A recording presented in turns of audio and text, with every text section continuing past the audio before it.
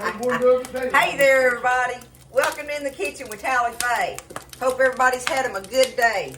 We're getting on up in here in the evening, and I've got all my other goodies fixed and stuff, but we're going to get us a little casserole put together here. It's a common one, but everybody has their little versions of it, and this just happened to be the Tally Faye version of this. And it's your Tater Tot Casserole, right? And that feeds a good number of people. The majority of people will eat it, you know, depending on what you put in it, I guess, right? So, you know, mine is just a basic recipe on it. And it's good, y'all, and it goes with almost anything, right? So, I have got started. Get you a pen or a pencil if you need to. Write this down. I've got me a 9x13 dish over here ready and waiting. My oven is preheated on 375, right? Now, I went ahead and started cooking my hamburger meat, y'all. I got me a pound of hamburger meat in here, okay? And I got me one onion chopped up. I'm fixing to get this onion cooking in here with this meat. Got to get it kind of sauteed up a little bit. Get that cooked around. Just get it till your onion's clear anyway. That's what you're wanting, right? Because we're going to put it in the oven for a good while when we get ready to put it all in there and stuff. But I can go ahead and get it seasoned up in here while I'm browning my meat and onions together. I'm going to go ahead and just take it, just regular old table salt. You got to do that to your taste, right? So just do you some salt in there. And remember, you can't take it out, so be careful with it. You can add more, but you can't take it out.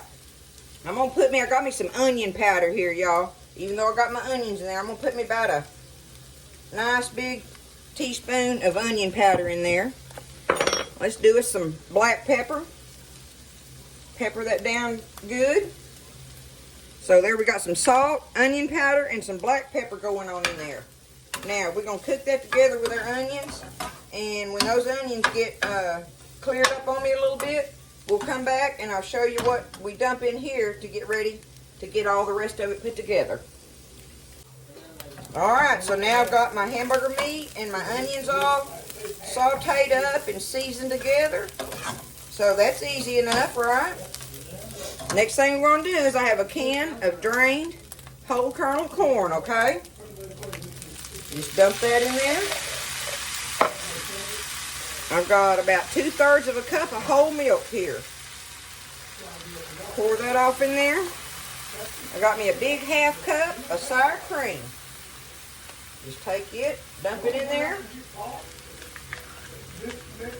And you don't like taste sour cream in this really. It just gives it a creamier texture what you're looking for with it, right? So, there's your sour cream. And last but not least, 1 can of cream of mushroom. And I've had people ask me before, can I use cream of chicken? I don't like cream of mushroom. You know what? You absolutely can. You absolutely can if you don't want the cream of mushroom, okay? So now, we got to just take this and get it all blended. That's all we got to do is get it blended and heated through and through there, right? It's already got all our goody flavors in there.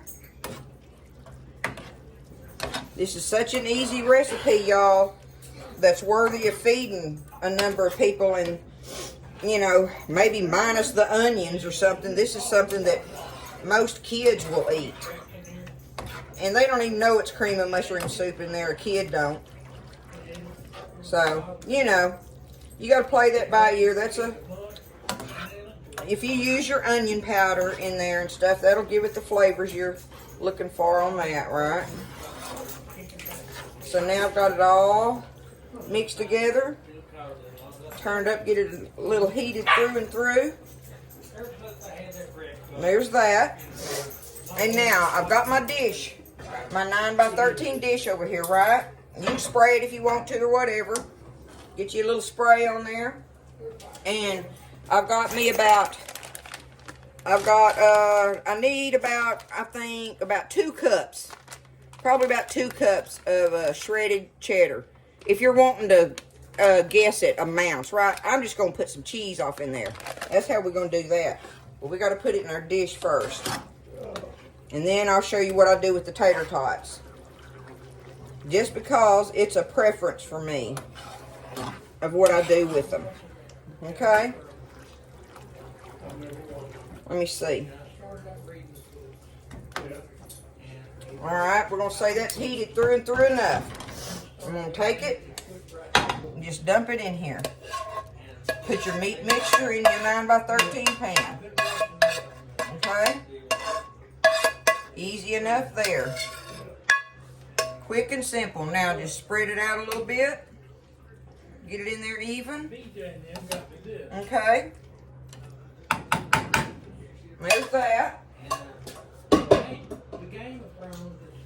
Now, I'm going to take some of my cheese, about half of my cheese here, and sprinkle over the top of my meat mixture, okay? So, I'm going to put, like I say, about a cup or whatever. And I usually have the block cheese that I grate, but for this dish, I'm saying the bought is worthy. The already bought bag, it works good for this dish. It don't have to be, you know, all special like or nothing. So, just like that, right? We got us a cup of cheese on there. So now, I'm going to take, and y'all, I had a 32-ounce bag. I guess I didn't throw the bag in the garbage. But, I take the 32-ounce bag of the frozen tater tots, okay? I take them and I thaw them out just a little bit where I can take a knife, and I like to take them and just cut them up in irregular. I just chop them kind of up. Chop them in half, a little bit here and there, this and that, blah, blah, blah. I like to do that because it makes a better texture on the top of this casserole when you do that, rather than lining them up like people like to do. So, like I say, these are mid-thawed, I guess is how you'd say it. So I'm going to dump them on here, just like that. Okay, spread them out. And we are going to put this in the oven. I'm going to get me a cookie sheet. Y'all know I got to do that. I don't want to christen the oven with a tater tot casserole, right? Let me get my sheet. Okay. Set it on here. And I'm going to take it, put it in that 375-degree oven for about 40 minutes. We want it to get to bubbling good through and through and everything. Oh, here's one other thing I do want to do. Let me show you this. I want to get me my little can of oil, my spray oil, and just kind of spray the top of it a little bit. Just like that. Spray my tater tots a little bit. And that'll help them get some crunchy on the top edges. Okay? There we go. It's going in the oven 40, 45 minutes. And we'll get it out, and we're going to get the rest of our cheese and top it and put it back in there for 5 minutes. And we'll have a Tally-Faye Tater Tot Casserole. I'll see you in about 40 minutes. Alright, I've had it in there for 45 minutes. I'm going to take it out. Let me get it out of here, y'all.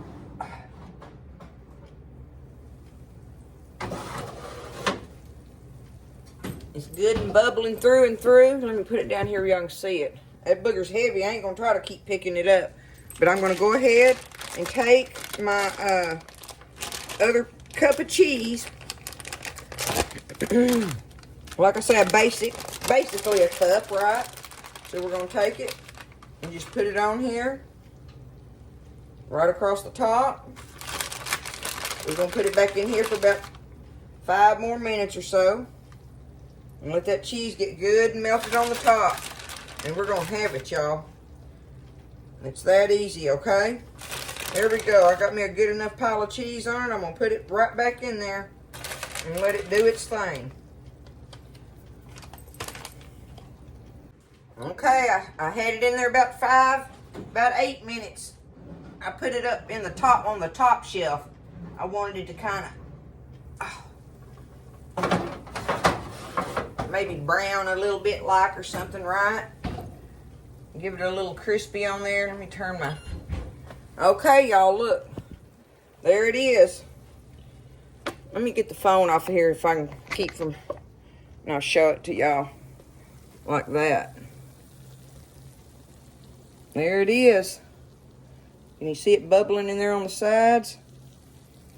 But that is your tater tot casserole, y'all.